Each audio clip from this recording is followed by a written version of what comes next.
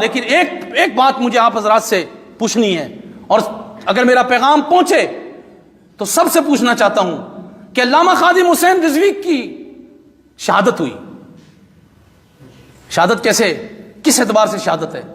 اس اعتبار سے کہ جب رسول اللہ صلی اللہ تعالی علیہ وسلم کی گستاخی ہوئی تو سب اپنے اپنے کام میں مگن تھے، خطیب خطاب کر رہے تھے، نعت خوانیاں کر رہے تھے، پیر آستانے چلا رہے تھے، تحریر کرنے والے تحریریں لکھ رہے تھے، ادارے والے ادارے چلا رہے تھے، نوکریوں والے نوکریاں کر رہے تھے، کاروبار والے کاروبار کر رہے تھے، بچے پڑھنے میں مصروف تھے۔ حضور علیہ الصلوۃ والسلام کی سرکاری سطح پر فرانس میں گستاخی ہو گئی۔ علامہ خادم حسین رضوی نے اس وقت کہا، اے اللہ یا تو ہم گستاخوں سے بدلہ لے لیں یا مجھے موت دے دے۔ پھر ان کا جگر پگھل گیا۔ علامہ خادم حسین رضوی شہید عشق مصطفیٰ ہوئے۔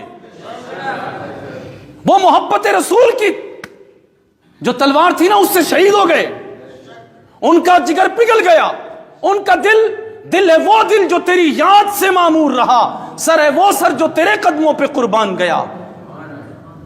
علامہ خادم حسین رضوی نے اپنی ذات کو مٹا دیا حضور کی محبت اور عزت کی خاطر، بالآخر زندگی دے دی۔ جنازے کا اعلان ہوا تو لوگوں نے کہا جی اب اس جنازے میں جو جائے گا اس کی مغفرت ہو جائے گی، اس کی بخشش ہو جائے گی، اس کے گناہ معاف ہو جائیں گے۔ لوگ چل پڑے اور مختلف رپورٹیں آئی ہیں، باہر کے ممالک کے لوگ بھی کہتے ہیں کہ 1.5 کروڑ لوگ تھے، اس سے بڑا جنازہ ہم نے نہیں دیکھا، پیرامیٹر سارے ختم ہو گئے۔ سبحان اللہ، ماشاء اللہ، اللہ کا فضل ہے، ہم بھی حاضر ہوئے۔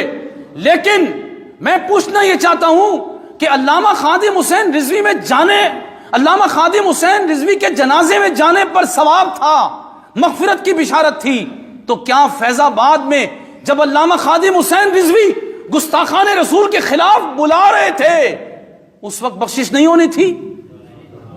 کیوں نہیں آئے؟